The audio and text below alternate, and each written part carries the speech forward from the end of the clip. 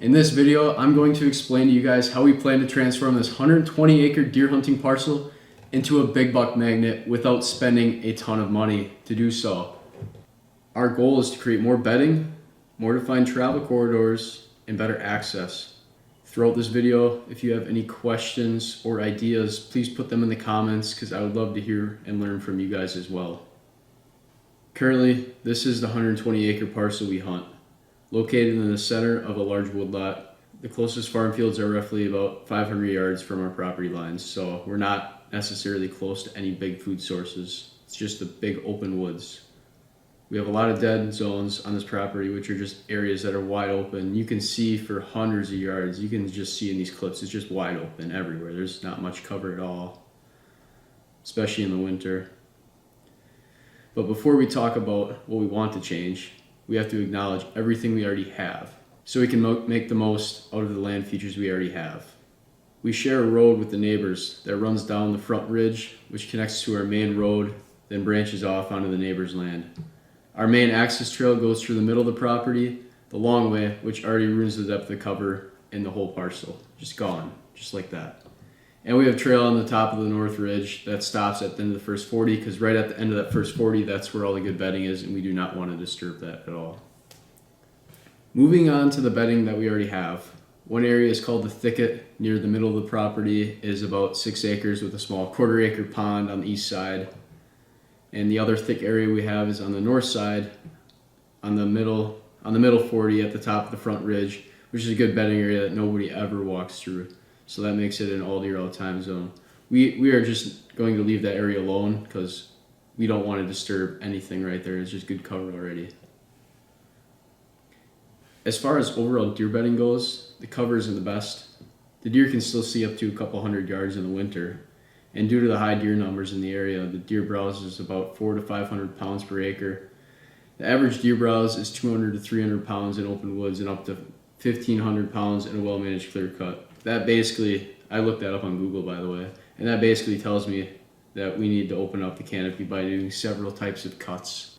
The first thing that we're going to do is we're going to move the trail from the center of the property down to the south border and wrapping it around the land to allow for more all deer all time. As you can see, it just gives the deer a lot more area to live without having to come in contact with hunters, and they just have a lot more area. This is going to allow us to have so much more depth of cover, which I think is a very important thing when holding mature bucks consistently throughout the year. Now, we're gonna have to hunt this parcel. It's a bigger parcel, 120 acres. We're gonna wanna split it somewhere. And I think the best spot to split it is right up the middle there by that valley going up to the food plot. That will allow us to hunt more stand locations effectively, including the food plot. The reasons we were having the trail come up through the middle is because we don't want to really go through the bedding on the ridge, because that's already great bedding. Don't want to ruin that. We are going to install an underground tunnel system to access every stand. No, I'm just kidding. We're actually just gonna do regular trails, and then we're gonna try to screen it with tops and hinge cuts if available. We're not gonna go out of our way and try to plant switchgrass because it's just more work, and it's just us with our bare hands. Like, we don't have a tractor. I'm going to be out there dragging tops around and hinge cutting and just doing all the dirty work out there. No machinery besides a four-wheeler. With the new plan, we hope to create plenty of browse so the deer can have plenty of food to thrive on the land. Keep in mind, we are in the center of a large woodlot, and the farm fields are quite a ways away, so we're just hoping that the deer are there and they're just browsing. And we can add food plots in the future if we want to, but we're just going to cut for now and just see how that plays out.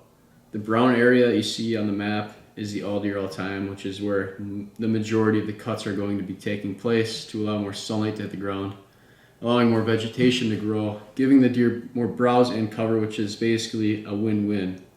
There will be a video coming soon that will go over all the details of the areas that we are going to cut, and very specific, like a lot of details. If you guys would like that video, subscribe so you get notified, and when that video comes out, you'll be able to watch it. The purple lines represent the main travel corridors throughout the property.